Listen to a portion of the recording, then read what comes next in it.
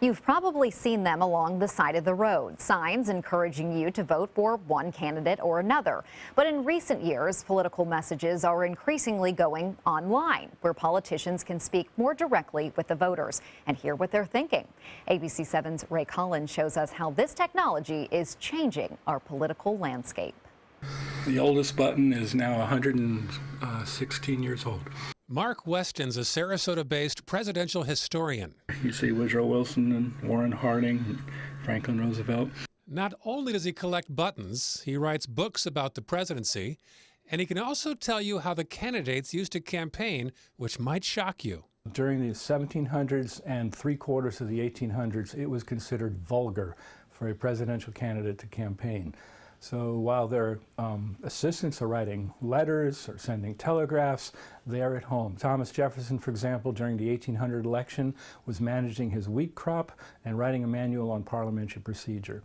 It wasn't until William Jennings Bryan in 1896, followed quickly by Theodore Roosevelt, that the modern way of campaigning, going from city to city, began. And they of course went by railroad. And so it began, from trains to planes, from telegraphs to radio to TV, and now the internet and social media. Yeah, so here's Donald Trump's comment about the terrorist attack in Orlando. About 500,000 people have liked it.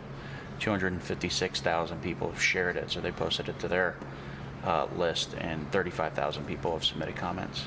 Christian Ziegler was one of the earliest social media campaigners. I was one of the first new media directors that worked on Capitol Hill that would have been back in 2008. He has since worked on presidential, congressional, and even school board campaigns. He says candidates on any level can't win without exploiting social media. No, they absolutely need it. And Ziegler says you are being watched and typecast each time you log on and comment. The other power of social media is really it allows you to target down to the individual and the interests that they're interested in. So on Facebook, everything you do on Facebook, when you're liking a post or you're liking a page, it's really bucketing you in that issue.